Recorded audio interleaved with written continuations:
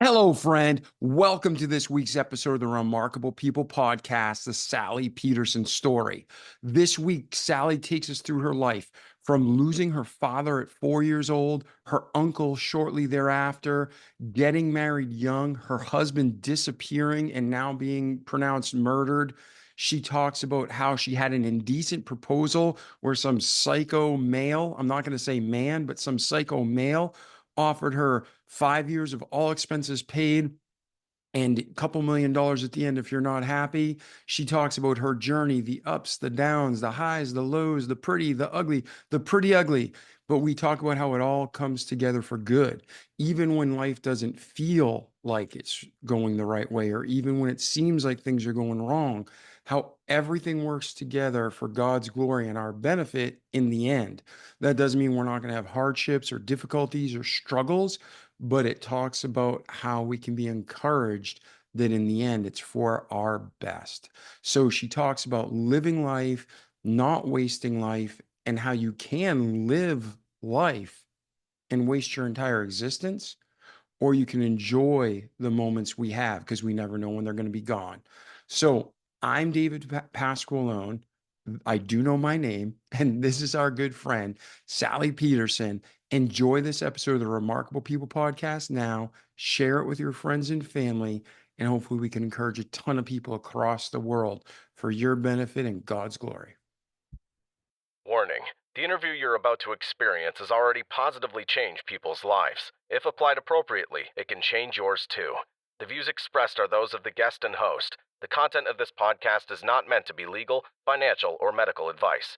This episode may contain graphic details of the guest's life. Listener discretion is advised. Hey, Sally, how are you today? I'm doing really good. How are you? Man, I'm remarkable. I just told our listeners a small bit about you, but right out of your mouth, if you were to speak to them directly at this moment and you guarantee by the end of the show, they will get at least one truth that they can apply to their lives and become a better person, what is that truth you're going to be able to convey to them? Oh my. I mean, there's so many things that kind of pop into head. I guess the biggest thing, especially with what's going on a little bit now, is life is short. You're living, but are you really living? Yeah. And Right? that's We say that we're alive, and yes, we're alive, but to me there's a big difference to be alive and living. And what that living is different for everybody. Whatever they're passionate about, whatever they enjoy doing, the things that excite them. Are you living that life? yeah. And I think that's huge because we can exist and we can just kind of accept, but are we really thriving and living? I think that's a great question. I thought of the quote when Mhm. you were saying that as, fear doesn't keep us from dying, it keeps us from living. So, Absolutely. yeah. So, Sally, we're going to talk about how this became so important to you. We're going to talk about your journey from birth through today. And that way, all along the way, people can see why this is important for their lives, how you achieved and overcame in your life, and they can too. And then we'll transition at the end of where you're at and where you're headed next so we can all maybe go on the journey together. Sound good? That sounds great. Awesome. So we're going to take a quick, short 30-second affiliate commercial, and we'll be right back with our friend Sally Pederson. 30-second affiliate commercial? What can we do in 30 seconds? A lot. Go to mypillow.com/remarkable. Pick anything you want on their website that you need or want. Use promo code remarkable at checkout and get 30 to 80% off everything you order every time. And right now, free shipping to on orders over $75. That's it. After the podcast, go check out My Pillow. Welcome back, ladies and gentlemen. Sally. So let's start at the beginning. Everything that happens to us, good, bad, ugly, pretty, pretty ugly, makes us the men and women we are today, right? That's So right. Absolutely. for you to know that life is short and valuable, and are we really living or are we just existing? Bring us through your life. What brought you to this point? I guess when we kind of go back to the earliest stages for me would have been my first experience with death of a loved one, and it was my father. And I was in kindergarten, and it was wintertime Canada. There was bit of a snowstorm or the wind. I can't remember exactly, like, because there was both. So there was a snowdrift that went across the main road that the bus came down to take us to school, and so it couldn't get through because of the snowdrift. So my dad drove us to school that morning, and he never made it home. He was in an accident. There was a lady on the wrong side of the road and hit him head on, and he died. And so that was my first experience. And then shortly later, I want to say 6 months later, I can't really remember because as I was only in kindergarten, I was only about 6 years old. So then my uncle had drowned, and so that was another one. Two of my uncles were out on a fishing trip, and one slipped into the water and drowned, and the other tried to save him but couldn't. So, and then things were okay for a while, like things were good. And then I think kind of the next things were, it was weird in high school, or was this one junior high? Anyway, there was some kids that got into a cult and started committing suicide. And so that was a little bit, unusual to say the least. And they weren't really friends, like acquaintances were more, but just that kind of ripple effect of people knew who these kids were. I mean, we were kids too. We went to school with them. And then, oh my, I mean, it just kind of continues from there till, relatives. Obviously, age had to do with some of it, with grandparents had passed and things. And then another kind of really big hit was my husband had disappeared. And after investigating and things, it had been determined that he had been murdered. His body to this day has never been found, and that was now over 20 years ago. And then there's just been some other friends along the way. So I've at a very young age, I've always had this constant reminder that life is short, and I say it in a way, like, even if a person does live to 100 years old, when you're enjoying life, when you're living, when you're doing what you love to do, it's still really short. Like, time goes by fast, and I'm sure people who are listening can kind of get that. And we realize when we have kids, as a kid, it takes forever for our birthday, forever for Christmas or Easter or whatever those holidays that we enjoy. They seem to be so far apart. But once we're adults, it feels like, didn't we just have a holiday? Didn't wasn't it just Christmas and it's coming up again, or a birthday, or oh my, I'm how old now? Right. And it really is short. And so with all of those things that have happened, I always try to find the silver linings through them. We are all going to pass eventually. And so it's important to enjoy life, to do the things we do, to give back, to help others, and kind of, make the best of the ride, or deal the best we can with the cards that we have, and make the best of it, because there's almost always, I mean, sometimes we never know the silver lining, but I always say, if everything hasn't happened exactly the way it did, I wouldn't be exactly where I am now. And that's kind of good or bad, but all things pass.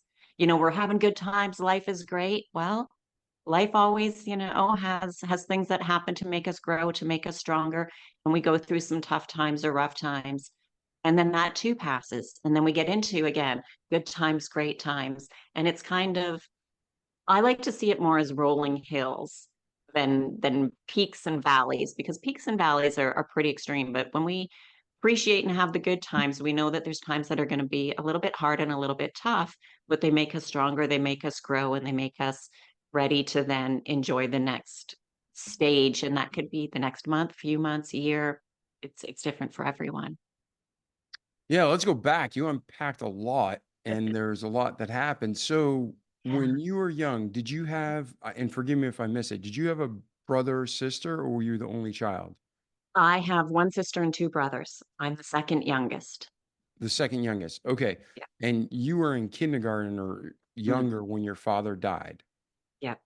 Kindergarten. Were his parents still alive? Your Well, grandparents?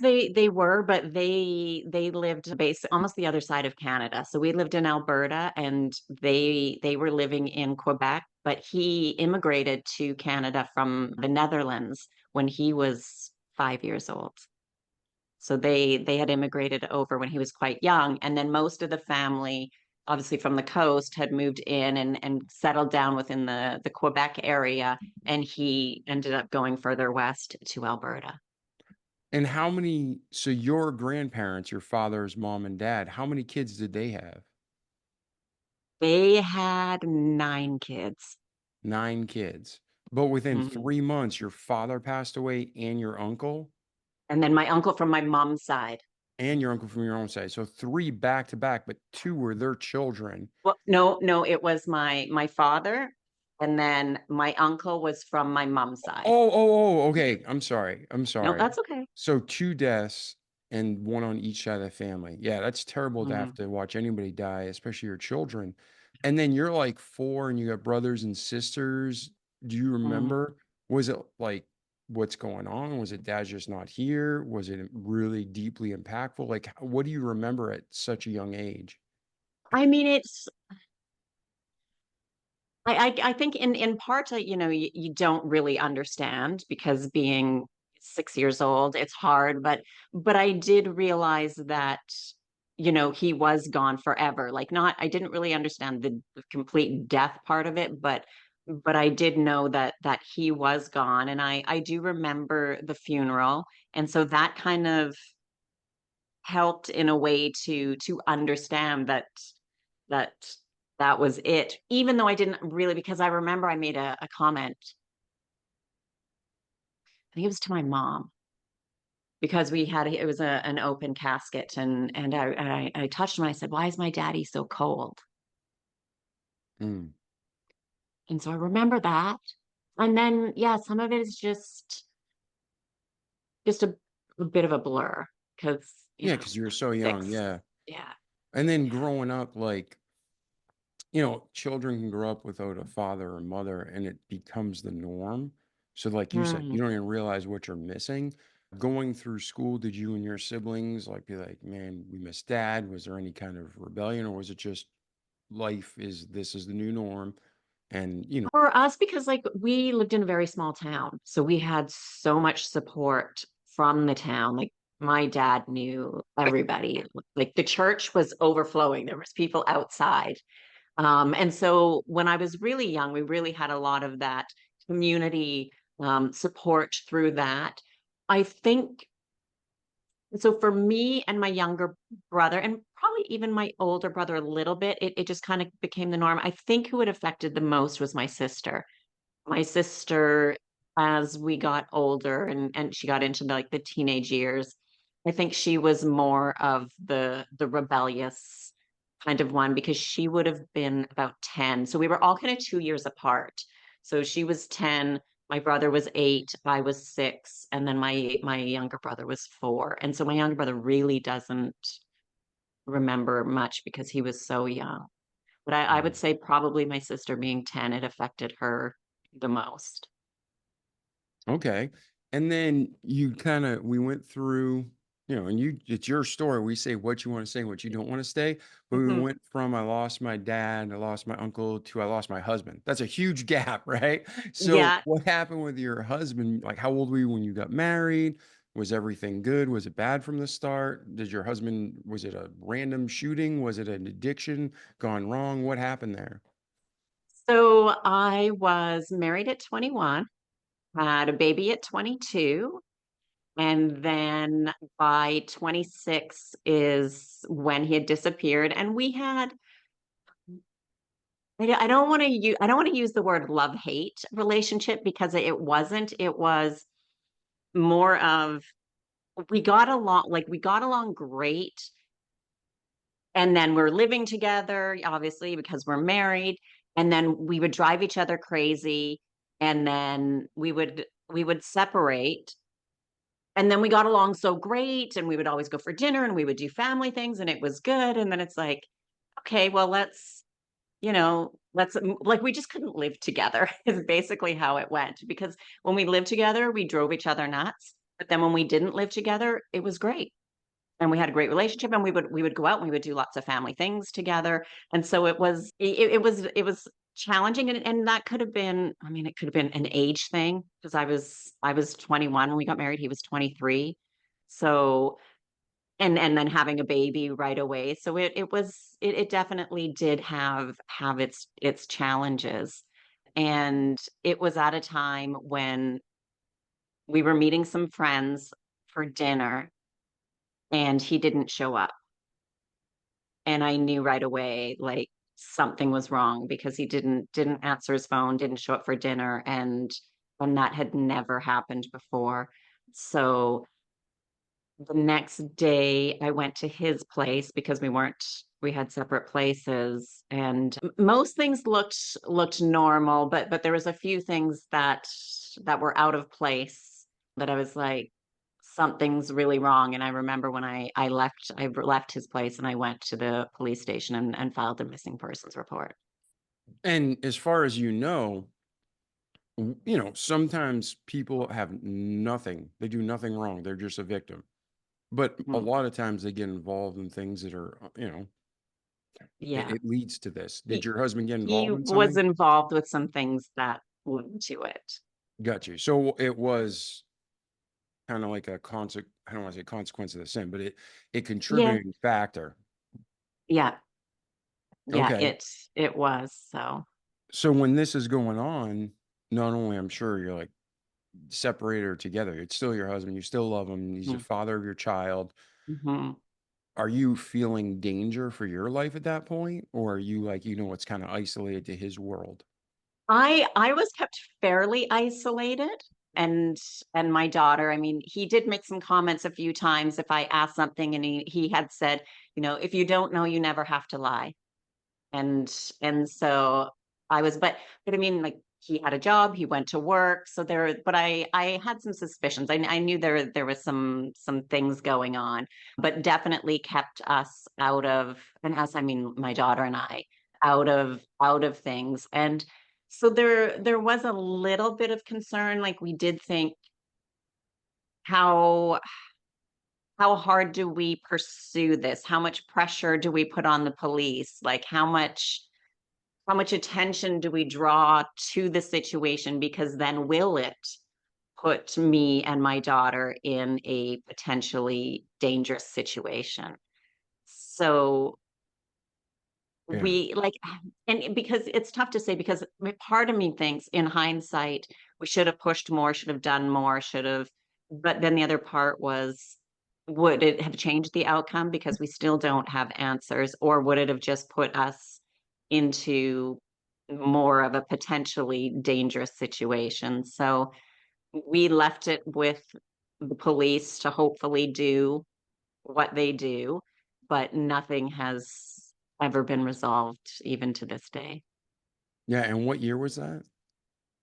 That would have been 2003, 2003.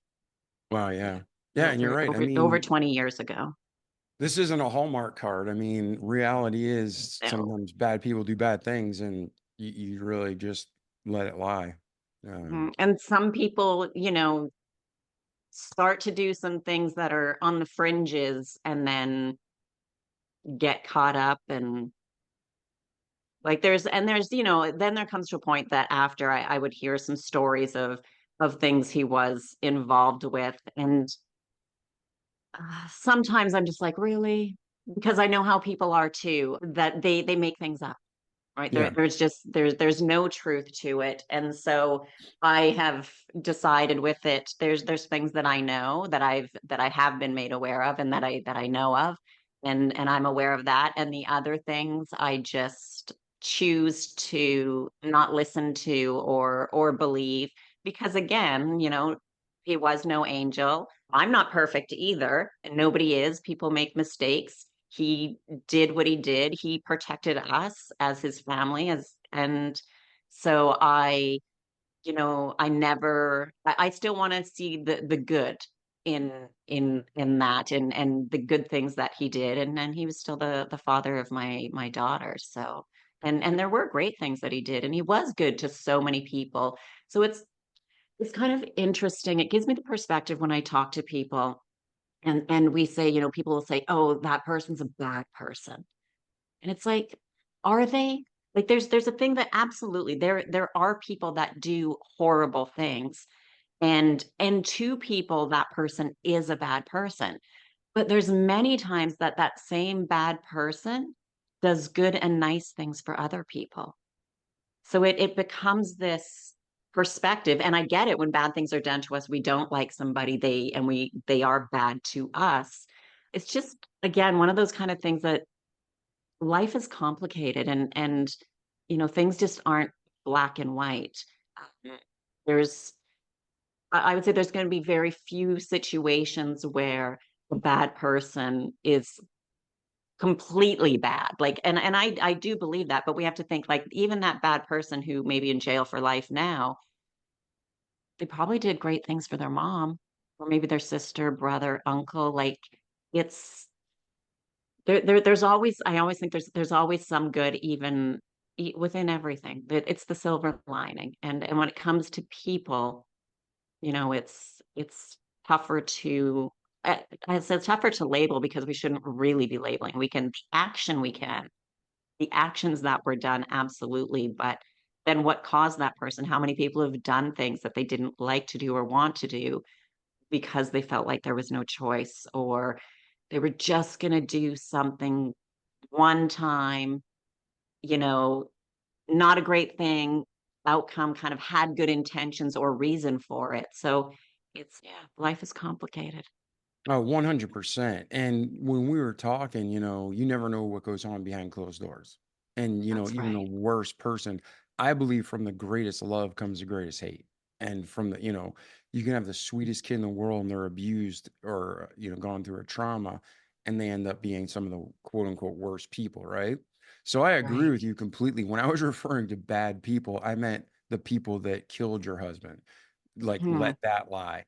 But at the same time, there's people who grew up in the perfect idyllic home. They're taught about God, they're given everything possible. They have an easy life and they run towards evil. And there's Yeah. other people who are beat up and raped and Oh, tortured, and they end up the most godly people. So I agree with you. We should use good judgment, but not judge. And if I went through what that guy went through, I'd probably be worse than him. But just when I was talking about shaking the bee's nest, stirring the bee's nest, I mhm. meant like if somebody murdered your husband, you're probably wise to let it go because if there was no upside to finding out, I just move and keep your kids safe.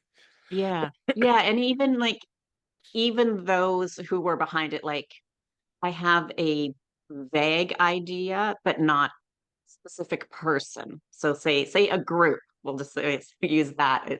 It was a group, and yeah, it was a horrible thing for them to do, because that really affected us, and the ripple effect, right, of with my daughter and extended family. Yeah, I was gonna ask you, how old was I'm your sure daughter? How old she was your was daughter? 4. Just like you. Yeah. So what did you learn to transfer your dad and you missed your dad. You didn't have your dad in your Mhm. life. What did you learn from your life that you helped your daughter with? Well, this one though, it was different because I knew for sure with my dad, right? It was an accident.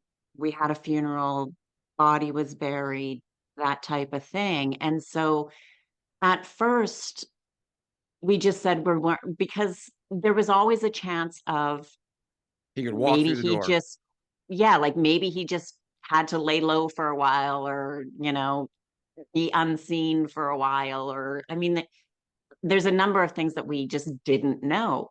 And so at first, and for a long time, I would just say, we're not sure where daddy is, because that was the truth. We had a feeling, but I didn't want to be, oh, he's gone. And then what if he did show up? But then it became a catch 22, because I didn't want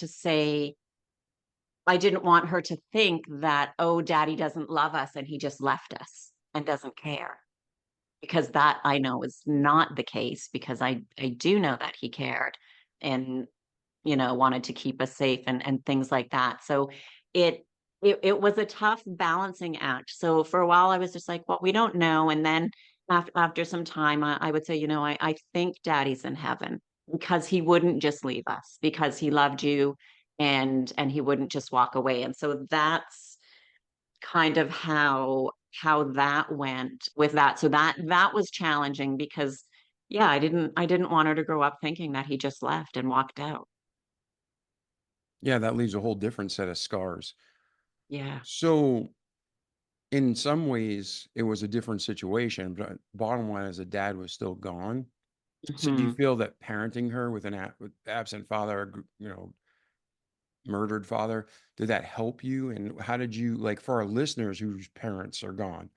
I mean, you got other wives right now whose husbands are gone. They don't know how to communicate to their kids. What advice do you have for them? Well, yeah, and I say it in for this for people who are single parents, but even those who are divorced and separated, like, don't say bad things about your spouse, ex-partner, like you're the parent of your child, like you loved that person at one point. Whatever had happened, the arguments, the fights, the betrayals, the leaving, whatever it may be, I don't understand when people start saying bad things about their ex or their child's parent. I always and I get mine was a bit different, but I could have said, well, he shouldn't have been involved in this or he shouldn't have done that and he was bad and then she assumes like she's taking all that in. I always think there's always positive. And I just said, you know what, daddy loved you very much. Something happened. He wouldn't have just left or walked out. And I think that's what every parent needs to do, whether their their spouse is with them or not, that it always should be, even if they do frustrate you.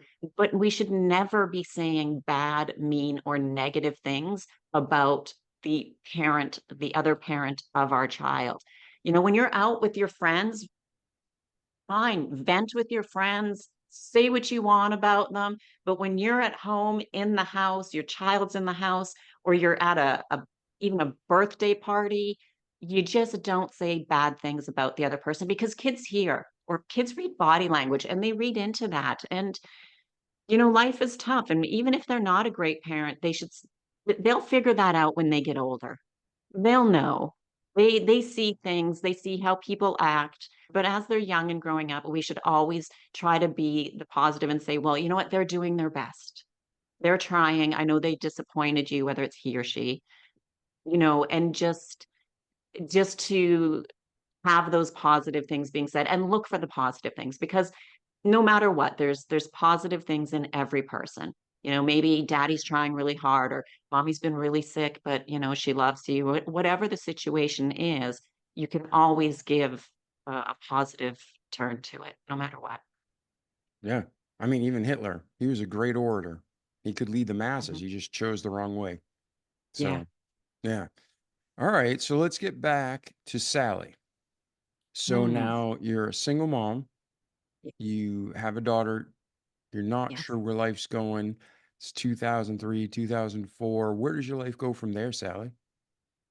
I started a business because I had to do something. My husband supported us quite well. I mean, I was, because my daughter was young, I was just getting back into work and just doing waitressing to have some adult communication and some time away. And I knew that wasn't going to pay the bills. And I also did some first aid and CPR teaching casually at one of the universities in Calgary at the time.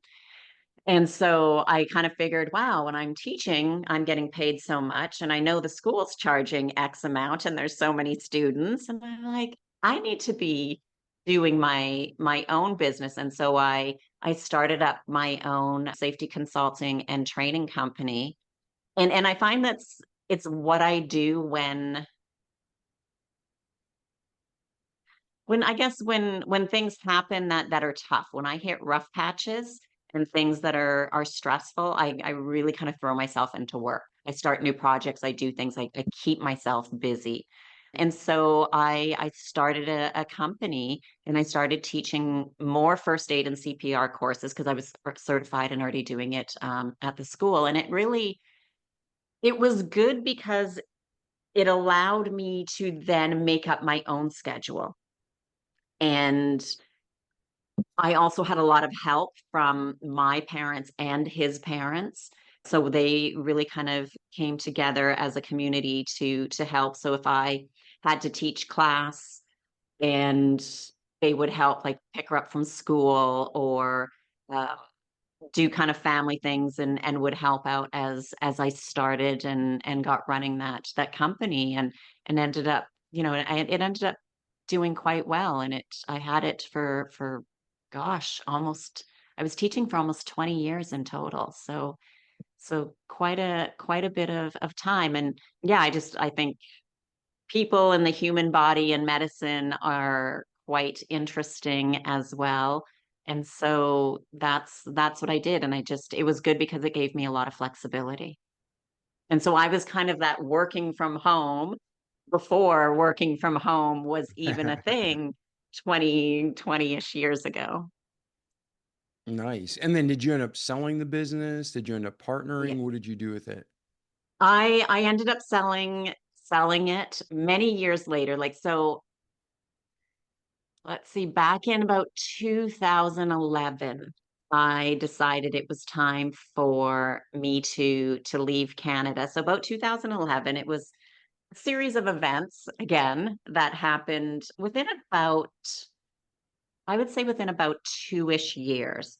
So I was finally at the point where I could get a court ordered death certificate for my husband. So I had to go through the process and go to court, and they had to have reasonable belief that he was deceased.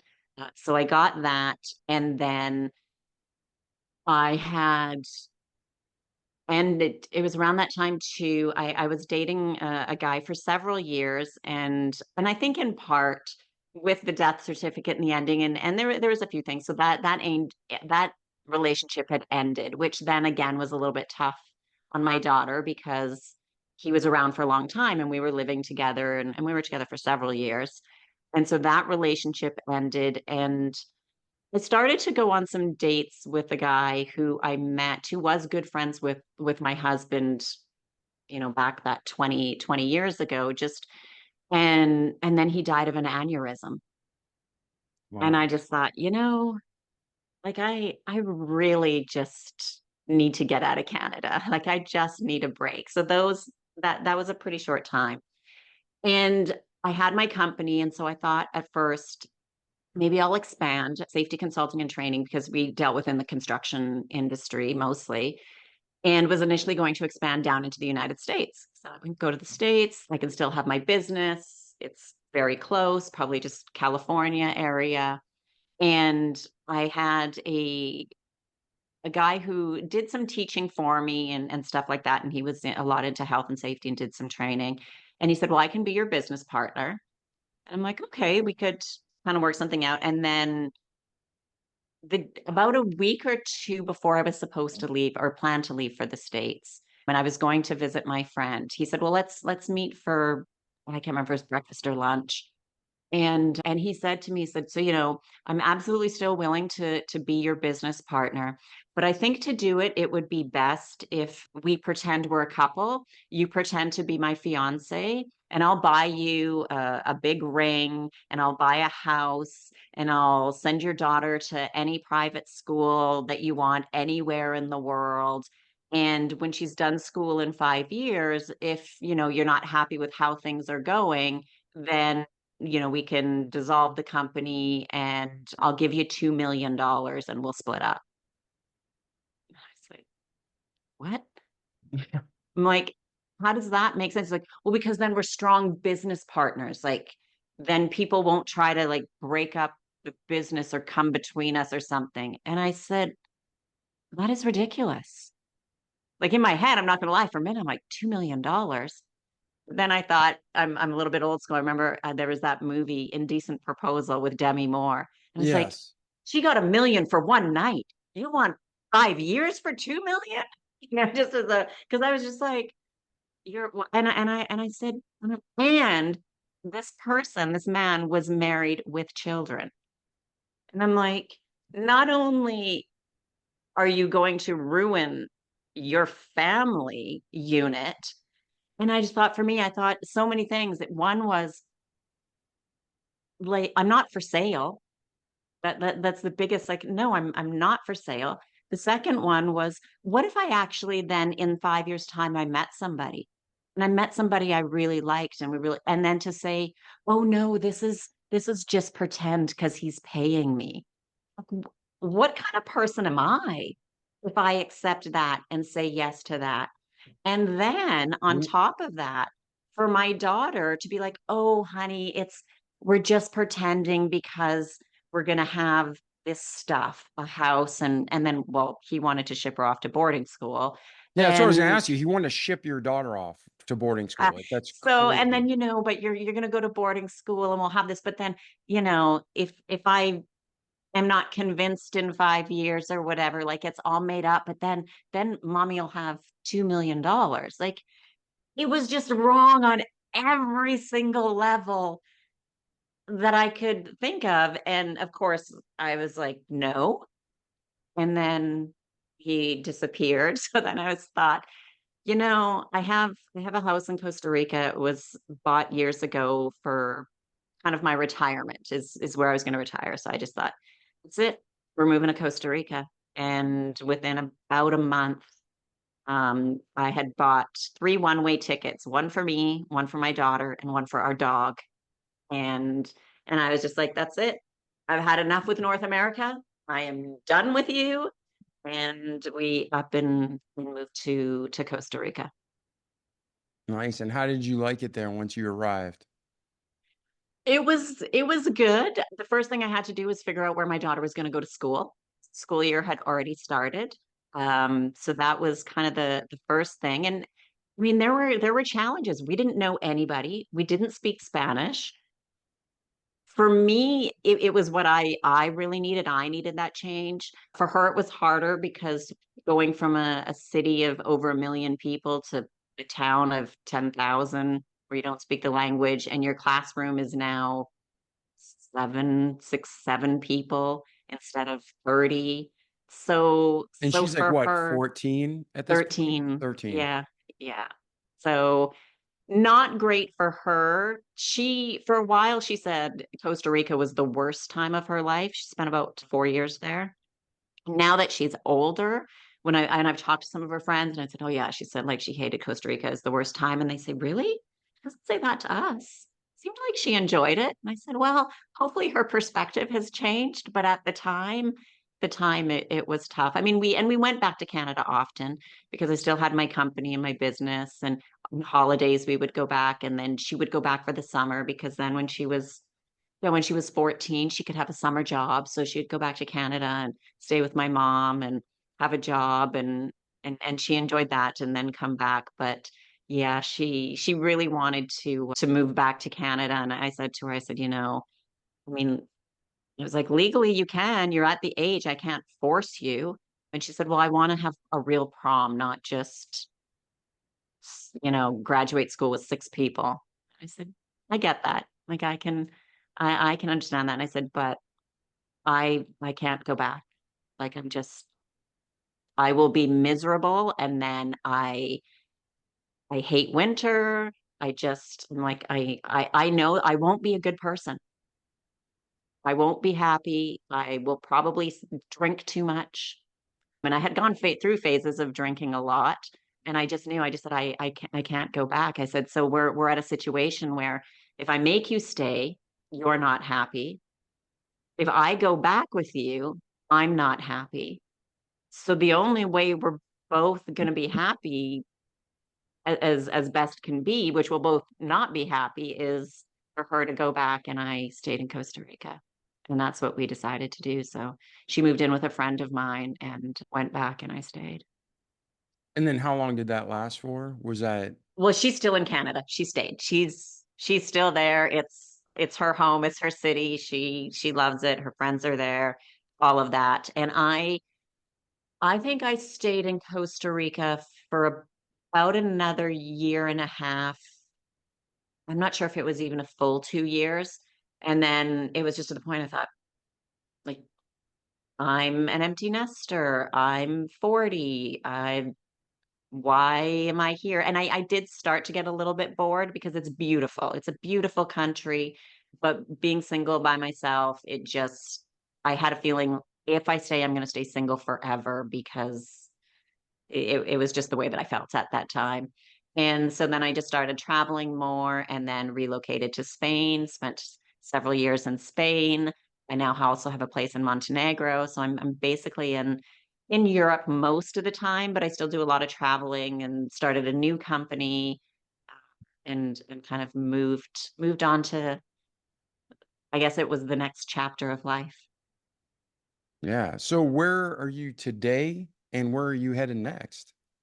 So today, at this moment in time, I'm in Nashville, Tennessee. I do house and pet sitting. So I'm here taking after a cat, looking after it. And I was not supposed to still be here. So the last kind of 2 years, it's probably have been a little bit rough. My mom had been diagnosed with cancer. And so I'd been spending more time between Europe and Canada, probably about 2 to 3 times a year. She's had surgery on her lung. She's had her pancreas removed, and it's gotten worse. So late last year in December, she called and the cancer was back, and so she wanted me to come back, and so I went back the end of January because I had a few things I had to do that I had planned. So I went back the end of January, and that's been another battle within itself because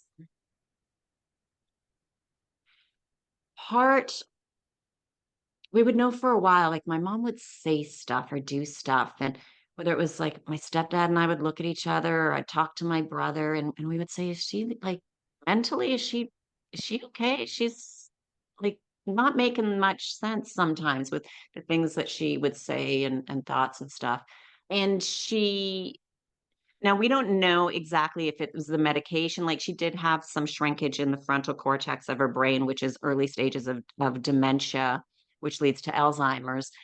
Doctors didn't, they said it was kind of normal at what it was, but we're like, mm, it's not because of how she was acting. And so anyway, it got to the point. So I was still in Canada and I was doing some pet sits and stayed at friends because just to give some space because she was really it just seems like she was really lashing out at the people that were around. So she wanted me to be there. And for the third time, as soon as she calls, I fly halfway around the world and I'm there for my mom. And then she accused me of having an affair with my stepdad. And so that was back in, I would say around April. So I had a pet sit in Austin that I had planned. So I went to that, just thinking, you know what? She's like, she's crazy. It was ridiculous. And I thought, okay, she's just having a moment of craziness and I'll just give her some space and things will be okay.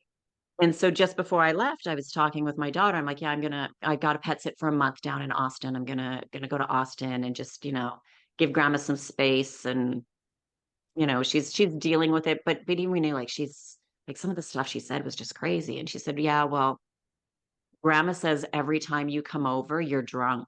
And I said, "What?" I said, I donate plasma I was going every Monday and Thursday, and I would get like a juice box and some sugary treat candy things that I never eat. And so to give her space, I would still come over and visit. And every Monday, Thursday, after I donate plasma, I would go by the house, give her the things that I got because she always liked them, have a visit, sometimes stay for dinner, not always. And then I would leave and go back to my friends, or if I was pet sitting there, the house that I was staying at there. And I said, that's ridiculous. Like, I'm not drunk when I go over there. Like, that's absurd. He said, yeah, well, grandma says you are, and she wishes something would happen to you. I was like, what? She said, yeah. And I said, well, your grandma's crazy. Like, she's literally starting to go crazy because that's ridiculous. And then obviously it hurt as well because it's like, kind of mother wishes something would happen to their daughter.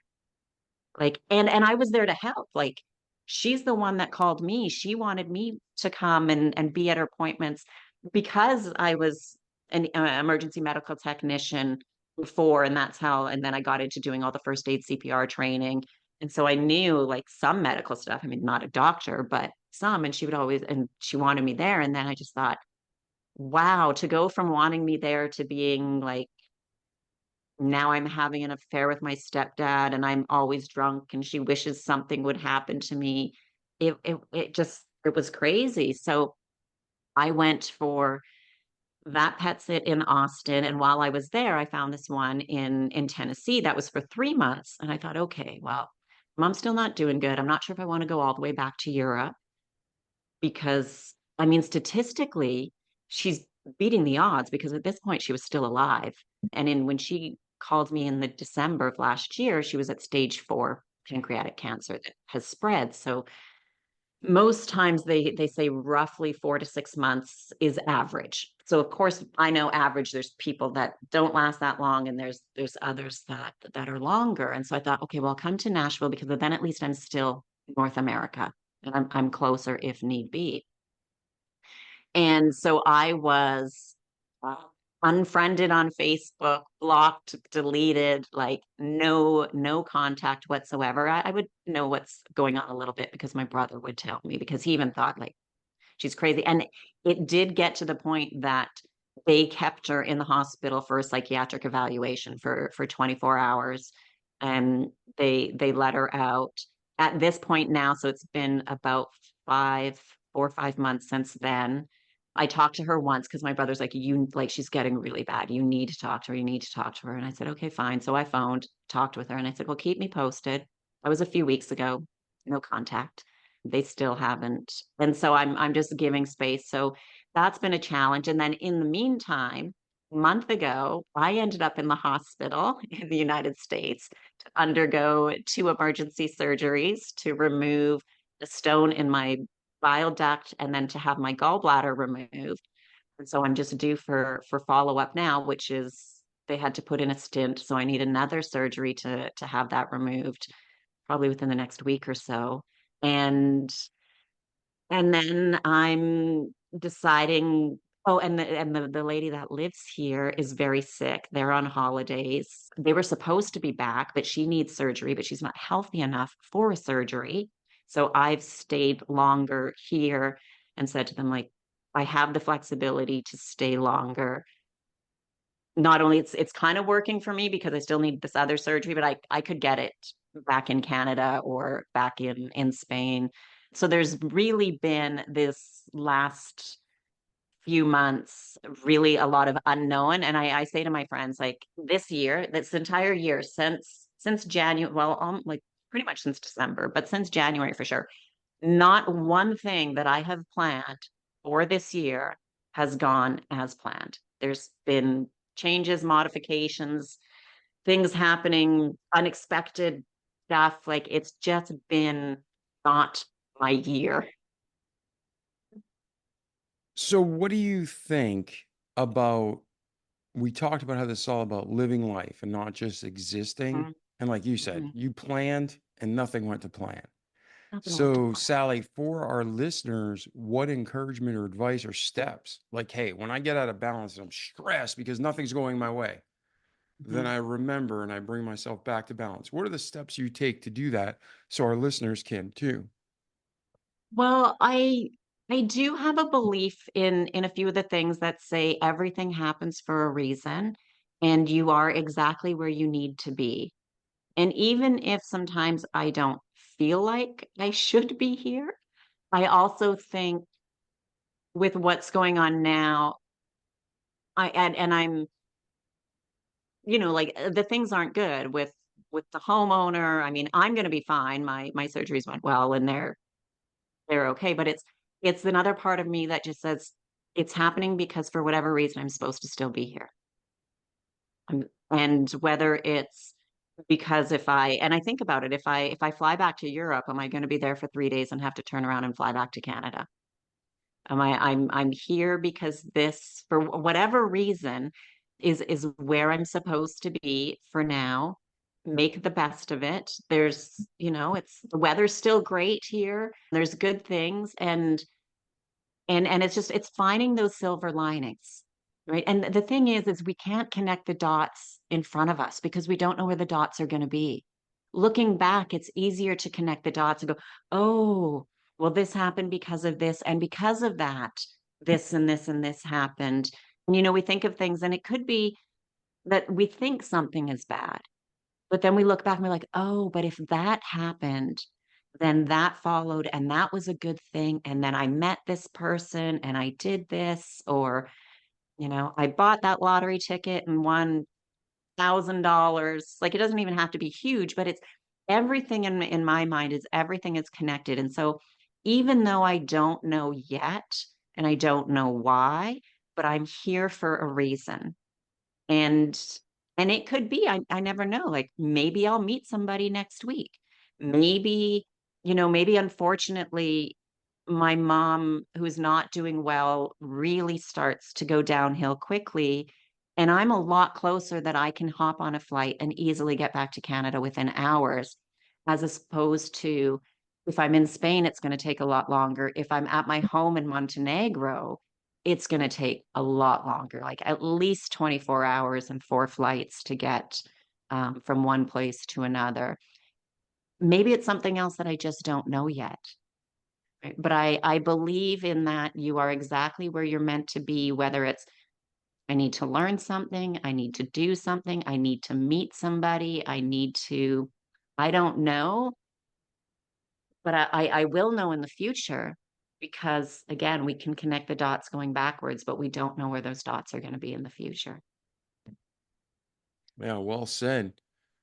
I remember I had a poster when I was in high school. It said, "We don't know what the future holds, but we know who holds the future." And it just showed like Mm. God's hand holding the earth up, right? Yeah, Well, and he let's. has me here for I don't know why. I believe there's a why, because I could have left. Like, I could have said, "No, you know what? Like, I just wanna get back to Spain. I wanna see my friends. I wanna have surgery there." And I was waiting to do it there, but there was another plan because I was waiting, waiting, waiting, and it's like, "Nope," and that's how I ended up in emergency because it was like I had to get it done, and they said if I didn't if I didn't go in, then it could have led to pancreatitis and sepsis, and I could have died if I would have continued to wait. So there's always I believe there's always a reason, and it could just be, like, in some situations, a learning experience, but I'm still here because 'cause I'm supposed to be. Amen. Well, how can we as a community help you best, Sally? What's next on your agenda, or what's the next step in the plan as you have it? Even though the plan's changed every time so far, what's the next step in the plan? How can our listeners reach you, connect? Well, I mean, like, I think that even not to reach me, I mean, the best thing is just be nice to people, be kind, pay things forward. If you can buy somebody a coffee, smile, walk by somebody and tell them, "That jacket looks great on you.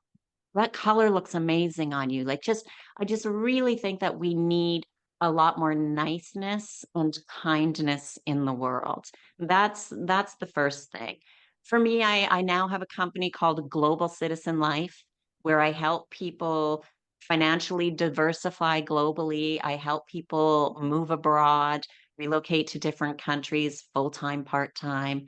And I have just some travel articles on my website if people are just interested. Maybe they don't wanna move, but they're interested in maybe traveling to different countries and checking some things out.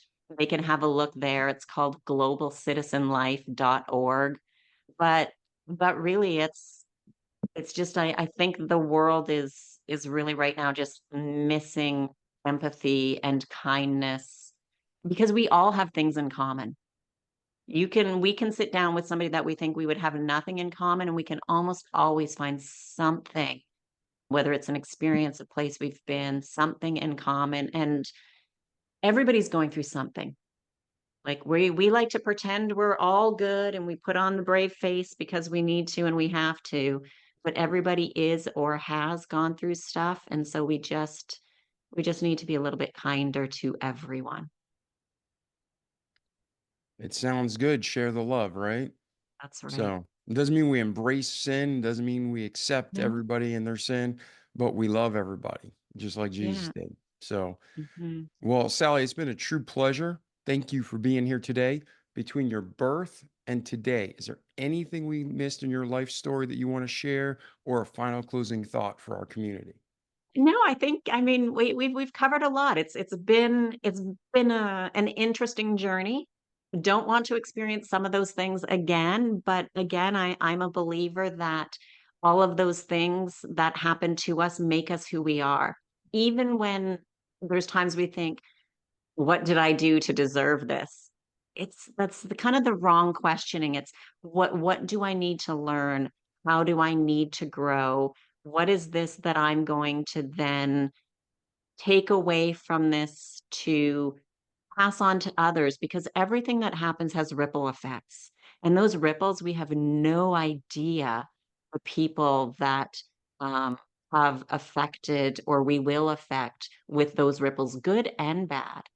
And so that's why, I'm always silver lining, try to find the good because there's always something or empathy because people are just going through stuff and maybe, they're frustrated. They do something or say something that just because of where they're at now, but it's not normally what they would do or say. So I think it's just having empathy and sharing love, like I said, just it's amazing what you can do when you say to somebody, if you're walking down the street, just be like, that looks so good on you. And you give somebody a compliment, how much it not only brightens their day, but then as that ripple effect, they would say, oh yeah, I was walking down the street. This person said this to me today. It was so nice. And then somebody's like, oh wow, somebody there is nice people in the world. That is so nice. And it's those ripples of that niceness and kindness.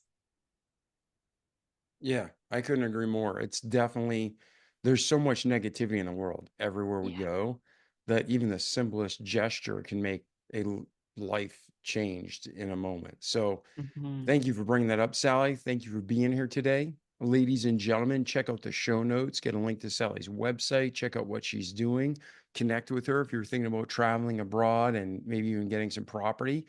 And anything else she's doing, check in and keep tabs on her. And we'll be hoping and praying that you get fully recovered from this surgery you had. I remember when we talked in the pre-call, you had just had it. So I'm glad you're feeling better, but you still got that last piece of the puzzle, huh? Yeah, one more, and it's a simple procedure, so I'm doing great. So it'll be good and it'll go well, and then I'll be back to 100%. Excellent. So, ladies and gentlemen, like Sally's story shares, life is short. We never know what's going to happen. Follow God. Enjoy each moment, make the most out of each day because you don't know where it's going to lead. And then, like our slogan says, don't just listen to this great content, but do it, repeat it each day so you can have a great life in this world, but more importantly, after the short 70, 80 years in eternity to come. So I'm David Pasqualone. This is our remarkable friend, Sally Pederson. Sally, thank you again for being on the Remarkable People podcast. Thank you. All right. Ladies and gentlemen, share this with your family and friends and those you think it'll help. We love you, and we'll see you in the next episode. Ciao. The Remarkable People podcast. Check it out.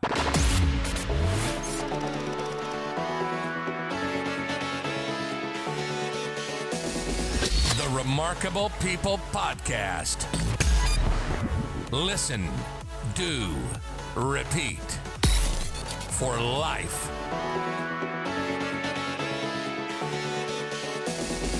The Remarkable People podcast.